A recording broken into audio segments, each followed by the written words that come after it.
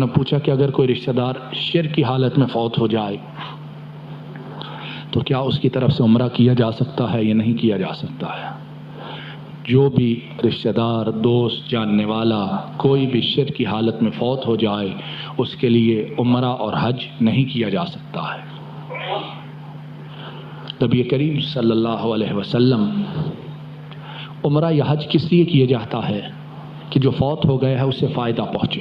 تو جو شرک کی حالت میں فوت ہو جائے اسے کسی نیکی کا، اپنے پیچھے کرنے والے کی نیکی کا فائدہ نہیں پہنچ سکتا ہے۔ نبی کریم صلی اللہ علیہ وسلم جب آپ کے چچا ابو طالب فوت ہو گئے تو آپ صلی اللہ علیہ وسلم نے فرمایا کہ چچا تو میرا شرک کی حالت میں فوت ہو گیا لیکن میں ان کے لیے استغفار ضرور کروں گا۔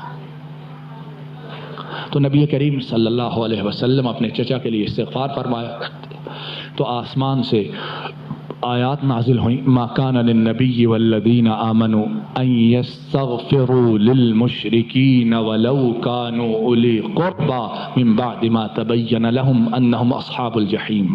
نبی کے لیے اور مومنوں کے لیے یہ زیبا نہیں ہے کہ اپنے قرابت دار اور رشتہ داروں کے لیے جو شرک کی حالت میں فوت ہو جائیں ان کے لیے مغفرت کی دعا کریں۔ تو پھر نبی کریم صلی اللہ علیہ وسلم آپ نے ان کے لیے مغفرت کی دعا کرنا چھوڑ دی تھی۔ اور مغفرت کیوں کی جاتی ہے کہ اللہ رب العالمین اس کے درجات بلند فرمائے، اور عمرہ اور حج اس کا مقصد بھی کیا ہوتا ہے کہ اللہ رب العالمین اس کے درجات بلند فرمائیں۔ تو جب استغفار مشرک کے لیے جائز نہیں تو عمرہ اور حج پھر کس طرح جائز ہو سکتا ہے؟ اس لیے جو شرک کی حالت میں فوت ہو جائے اس کے لیے نہ تو استغفار کی جا سکتی ہے اور نہ ہی اس کی طرف سے صدقہ، زکوٰۃ، خیرات، اور نہ ہی اس کی طرف سے حج اور عمرہ کیا جا سکتا ہے۔ وآخر دعوانا ان الحمد للہ رب العالمین۔